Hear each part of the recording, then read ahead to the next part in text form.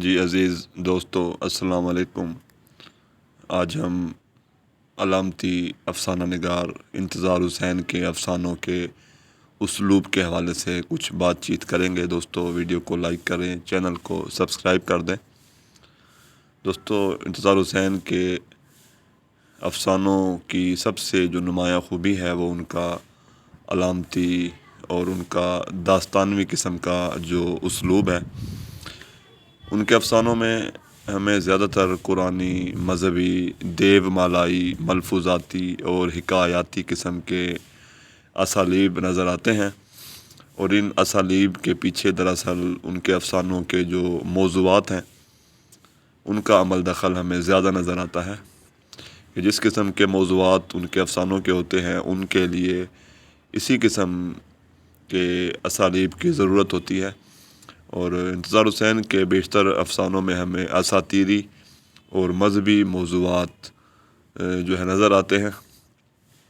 جس طرح قرآن مجید میں فراموش کردہ چیزوں کا ذکر کر کے بار بار یاد دہانی کرائی جاتی ہے اور احکامات نہ ماننے والوں کو تنبیہ کی جاتی ہے، بالکل اسی طرح قرآن مجید میں بہت سے قدیم واقعات کا ذکر کیا جاتا ہے۔ تو انتظار حسین کے افسانوں میں بھی قرآنی تلمیحات کا سہارا لیا گیا ہے اور فراموش کردہ باتیں یاد دلائی گئی ہیں۔ مثلاً یوم السبت، یعنی جو مچھلی پکڑنے سے جو اللہ تعالیٰ نے منع کیا تھا اور اس کے سزا کے طور پر جو انسانوں کو بندروں میں بدل دیا تھا، تو وہ واقعہ قرآن مجید میں بیان کیا گیا ہے۔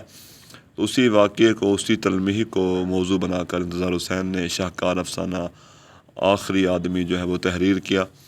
اور انتظار حسین تاریخی، اسلامی، اساطیری اور دیو مالائی تلمیحات کو لے کر اپنے افسانوی فن کو چار چاند لگاتے ہیں اور اسلوب کو مزید خوبصورت کرتے ہیں۔ انتظار حسین کے افسانے فکشن سے زیادہ مذہبی واقعہ محسوس ہوتے ہیں، اور ایسا محسوس ہوتا ہے کہ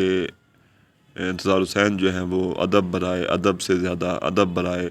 اصلاح اور مقصدیت کے قائل ہیں، کیونکہ وہ تاریخی واقعات، اسلامی واقعات بیان کرتے ہیں اور ان واقعات کے پیچھے کوئی اخلاقی سبق، کوئی پیغام جو ہے وہ موجود ہوتا ہے اور کوئی مقصد ہوتا ہے۔ تو انتظار حسین کی تلمیحات ہوں یا پھر ان کے واقعات جو انہوں نے اپنے افسانوں میں بیان کیے ہیں، ان میں ایک مسئلہ جو سامنے آتا ہے وہ یہ ہے کہ ان واقعات اور ان تلمیحات کی تفہیم جو ہے وہ عام قاری کے لیے اور سب کے لیے آسان نہیں ہے۔ یعنی ان تلمیحات تک رسائی حاصل کرنا اور ان واقعات کو سمجھنا وہ سب کے لیے آسان نہیں ہے، کیونکہ اکثر لوگ جو تھے ان کی کہانیوں میں موجود تلمیحات کو اور واقعات کو جو ہے وہ سمجھ نہیں سکتے، وہ ان چیزوں سے ناواقف رہتے ہیں۔ اور انتظار حسین کی فکشن کا اگر ہم جائزہ لیں تو ان کی فکشن کا جو زیادہ تر حصہ ہے وہ ایسے محسوس ہوتا ہے جیسے انہوں نے وہ پڑھے لکھے لوگوں کے لیے لکھا ہے، کیونکہ ان کی فکشن ہر عام اور ان پڑھ قاری کو سمجھ میں آنے والی چیز نہیں ہے۔ وہ روایتی انداز سے قصہ بیان نہیں کرتے، اور ان کے جو افسانوں کا آغاز اور اختتام ہوتا ہے وہ بھی روایتی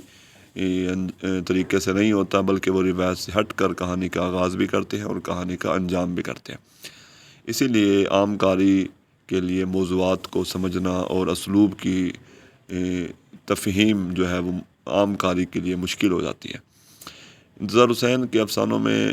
قدیم نام استعمال کیے جاتے ہیں، مثلاً الیاسف، زمران، حشام وغیرہ، اور ان ناموں کو پڑھ کے ان کے افسانوں کی جو فضا ہے اس میں ہمیں قدامت کا احساس ہوتا ہے۔ انتظار حسین کا ایک اہم کام یہ ہے کہ وہ قرآن اور حدیث کے حوالے سے حکایتی اور داستانوی قسم کا اسلوب اپنے افسانوں میں اختیار کرتے ہیں، افسانوں کو داستان کا رنگ دے دیتے ہیں، اور ان کے افسانوں کی یہی اہم خوبی ہے کہ ان کے افسانے جو ہیں وہ داستان کی مانند سنے بھی جا سکتے ہیں اور سنائے بھی جا سکتے ہیں۔ ان کے افسانوں کے جو کردار ہیں وہ داستانوں کی مانند ایک دوسرے سے مخاطب ہوتے ہیں، اس میں تخاطب کا انداز جو ہے وہ ہمیں نظر آتا ہے۔ انہوں نے صحافیانہ انداز اختیار کرنے کی بجائے جو ہے اپنے اسلوب میں تہ داری سے کام لیا ہے، یعنی ان کے اسلوب میں ہمیں بڑی گہری اور علامتی قسم کی جو ہے بات نظر آتی ہے کہ وہ تہ داری سے کام لیتے ہیں، اور ان کے افسانے جو ہیں وہ اسی وجہ سے جدیدیت اور علامت نگاری کے حوالے سے خاصے معروف مانے جاتے ہیں۔ ان کے ہاں اگرچہ فلسفیانہ قسم کا انداز تو ہمیں نہیں ملتا، کیونکہ وہ ملفوظات اور تاریخی حوالوں سے سبق دینے کی کوشش کرتے ہیں، اور ان کے افسانوں کی اہم خوبی ان کا بیانیہ انداز ہے۔ وہ ممکن حد تک میں کا صیغہ استعمال نہیں کرتے، واحد متکلم کا صیغہ استعمال نہیں کرتے، اور ان کے اسلوب میں ہمیں جذباتیت اور غصے کا اظہار کہیں بھی محسوس نہیں ہوتا، اور ان گوناگون خصوصیات کی بنا پر ہم کہہ سکتے ہیں کہ انتظار حسین کا جو اسلوب ہے وہ اپنے ہم اثر دیگر افسانہ نگاروں کے اسلوب سے بڑا منفرد بھی ہے، اور ایک جدت کا